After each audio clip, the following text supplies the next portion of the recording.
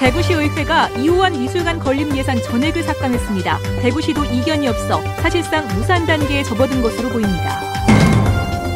경주에서 고병원성 조류 인플루엔자가 발생하는 등 최근 국내에서 AI가 연중 발병하면서 토착화 우려가 나오고 있습니다.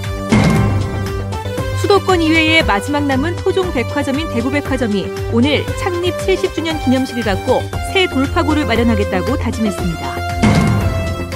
갑작스런 한파가 몰아친 가운데 구세군 대구경북지방본영은 오늘부터 이번 달 말까지 자선냄비 모금을 시작합니다. 네, 여러분 안녕하십니까? 대구 경북 소식 전해드립니다. 12월의 시작과 함께 매서운 한파가 찾아왔습니다. 오늘 우리 지역도 낮 기온이 10도 아래에 머물렀는데요. 이렇게 날씨가 추워지면 어려운 이웃들의 걱정도 커질 겁니다. 그래서 지난달부터 사랑의 온도탑 모금이 시작된 데 이어서 오늘은 대구 도심에 구세군 자선냄비가 등장했습니다. 윤영균 기자가 취재했습니다.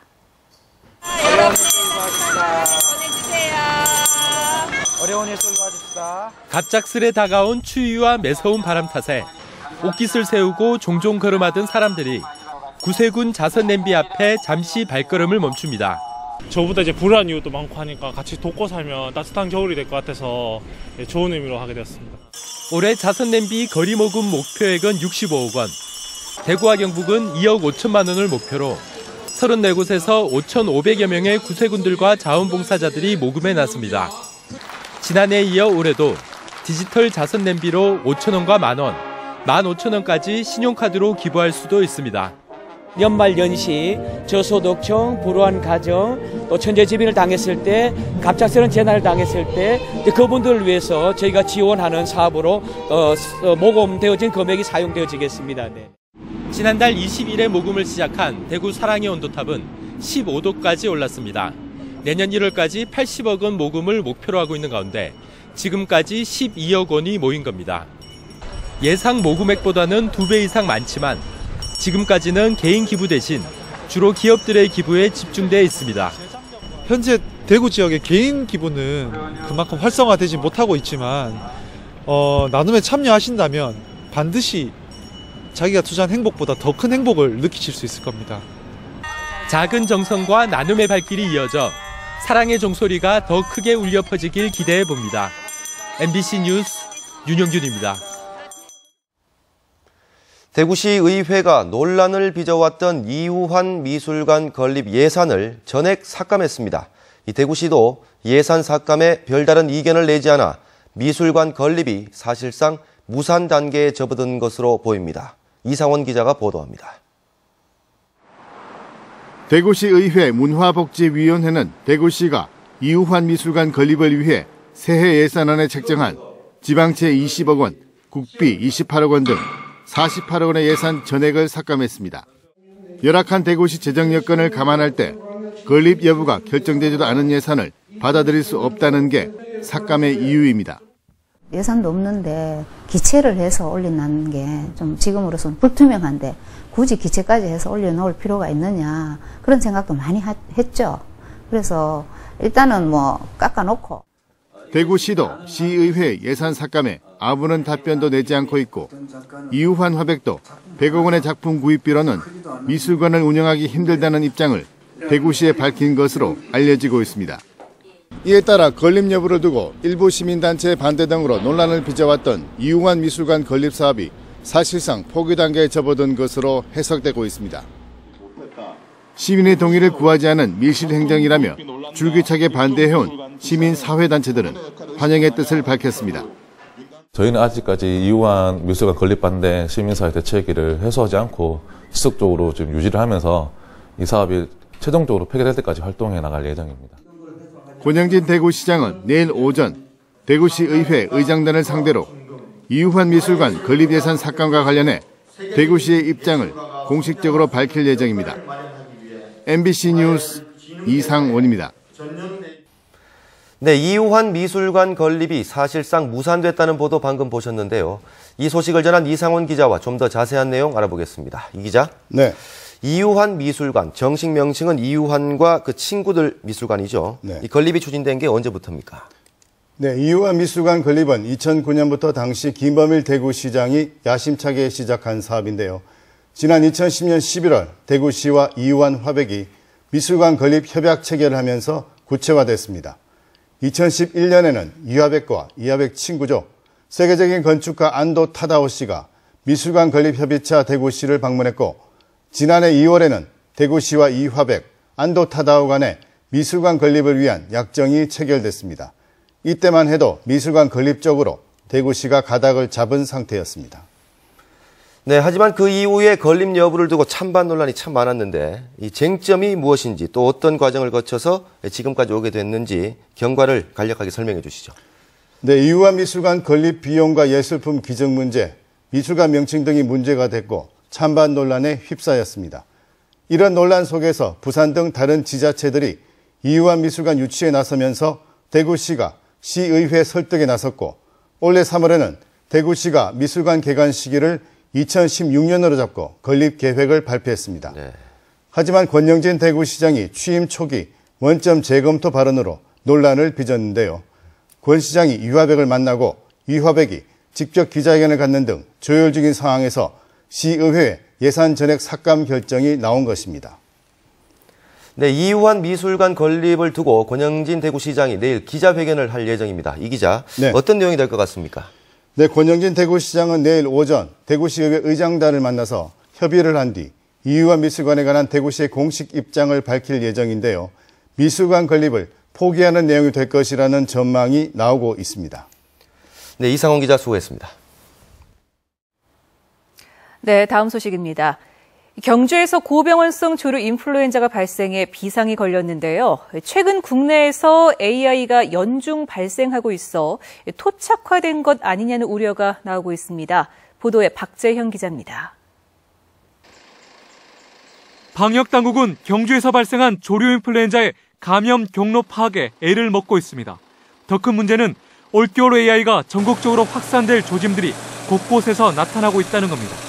네덜란드와 영국, 독일 등 유럽 전역에서 최근 AI가 잇따라 발생한 데 이어 일본에서도 AI 바이러스가 검출돼 국경 방역에 비상이 걸렸습니다.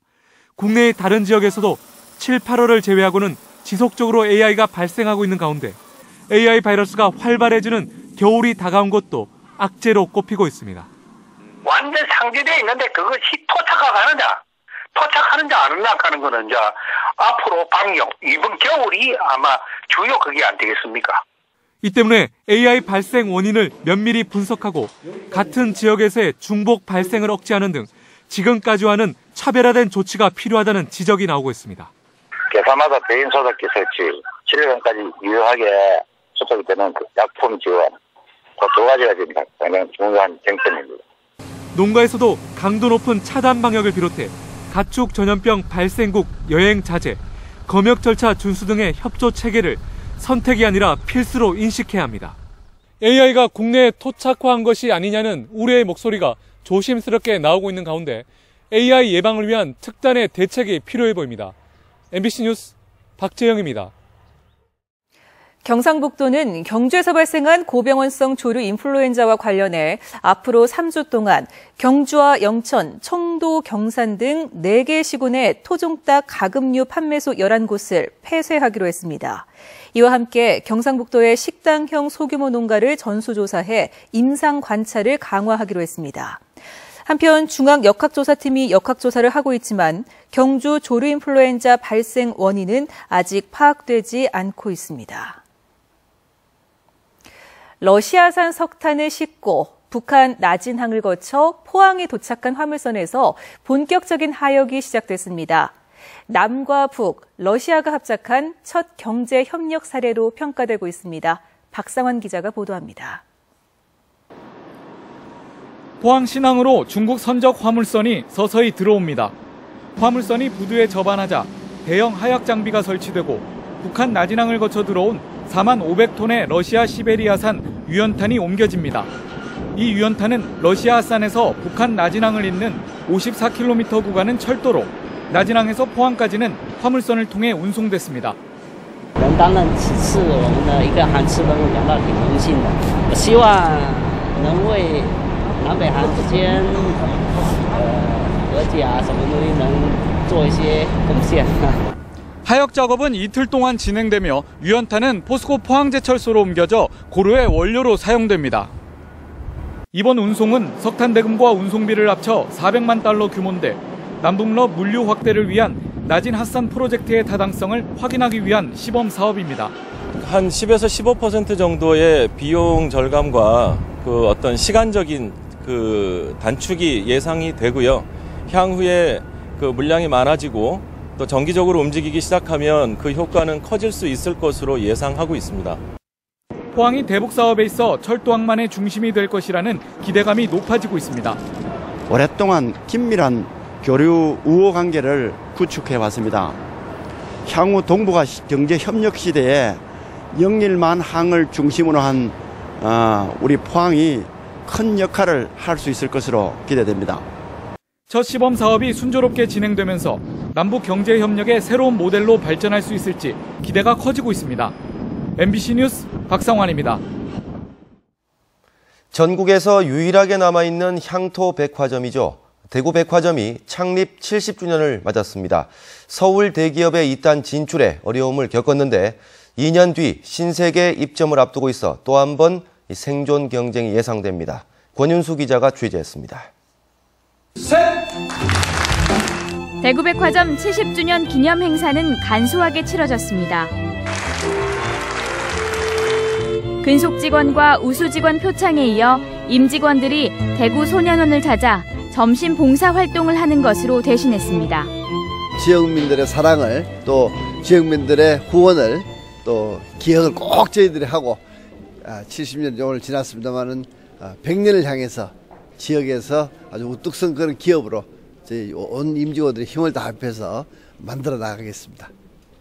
대구백화점은 창업주 고 구보능 회장이 1944년 1월 대구 삼덕동에 20평 남짓한 대구 상회를 인수한 것이 모태입니다.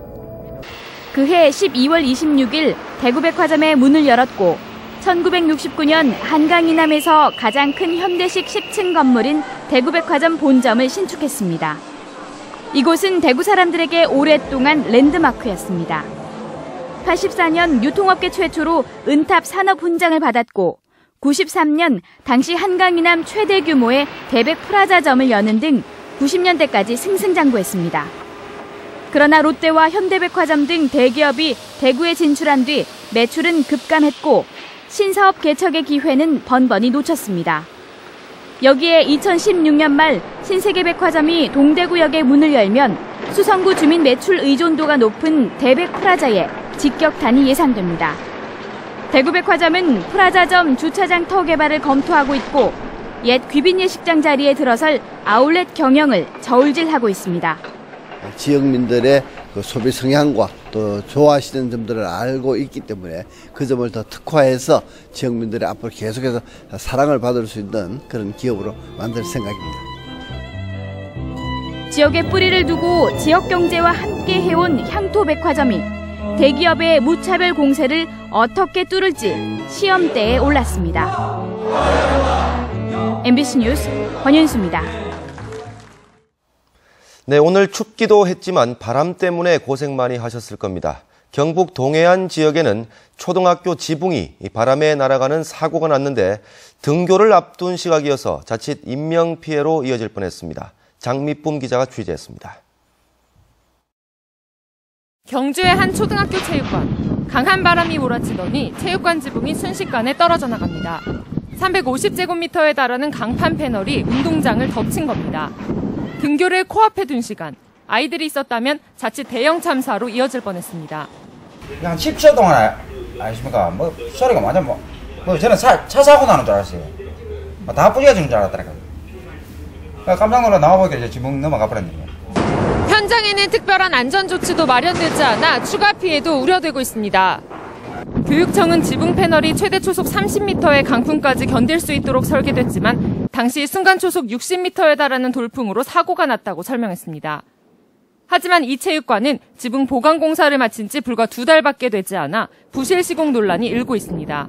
교육청은 추가 피해를 막기 위해 남아있는 패널을 고정하고 열흘 내로 복구 작업을 마치겠다고 밝혔습니다. 잔여 중에 있는 판넬이 상당히 약화되어 있습니다. 바람이 계속 불 경우에는 그 부분도 일어날 수 있는. 또 부실 시공 여부도 철저히 조사해 부실이 밝혀질 경우 전면 재시공에 나설 방침입니다.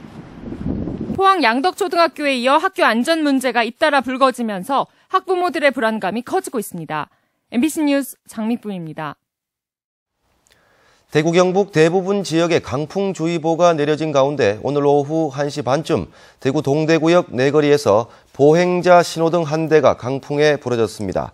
오후 2시 반쯤에는 영천시 작산동에 있는 비닐하우스가 강풍에 날아가 안에 있던 벌통 250여 개도 피해를 봤습니다. 기상청은 내일까지 전국 대부분 지역에서 바람이 매우 강하게 불어 강풍특보가 확대될 가능성이 있다며 시설물 관리를 철저히 해달라고 당부했습니다. 한국감정원에 따르면 지난달 대구의 주택 매매 가격은 한 달 전보다 0.6% 올라 지난 9월부터 석 달째 매매 가격 상승률 1위를 기록했습니다. 주택 전세 가격 상승률도 0.51%로 전국에서 가장 높았습니다. 경북은 매매 가격이 0.24%, 전세 가격은 0.12% 올랐습니다. 한편 지난달 전국의 주택 매매 가격은 한 달 전보다 0.17%, 전세 가격은 0.3% 올랐습니다. 대구지방고용노동청은 봉화 석포제련소 작업장에서 발암성 물질인 카드뮴이 하루 8시간 기준 세제곱미터당 0.025mg이 검출돼 노출 기준보다 2.5배 높게 측정됐고 황산은 0.29mg으로 노출 기준보다 1.4배 높게 나왔다고 밝혔습니다. 석포제련소에서는 최근 5년간 해마다 20명 이상의 직업병 유소견자가 발생했으며 27건의 산업재해가 발생했습니다.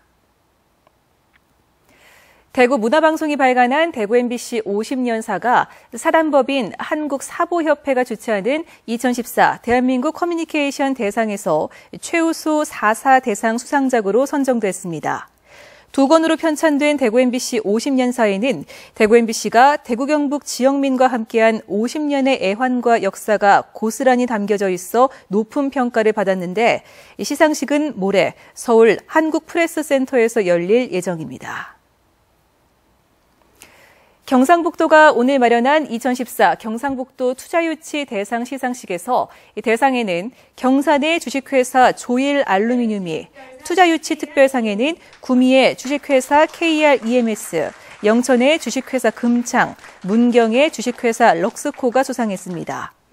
시군별 투자유치 최우수상은 구미시와 성주군, 우수상은 영천시와 경산시, 영주시 등이 각각 상을 받았습니다. 경찰청 인사에 따라 경북지방경찰청장에 김치원 경찰청 정보국장이 내정됐습니다. 김신임 청장은 경찰대학 1기로 경찰청 정보국장과 교통국장, 인천지방경찰청 차장을 역임했습니다. 권기선 경북지방경찰청장은 치안정감으로 승진해 부산지방경찰청장으로 자리를 옮기게 됐습니다. 네, 지금까지 대구 경북 소식 전해드렸습니다. 시청해주신 여러분 고맙습니다.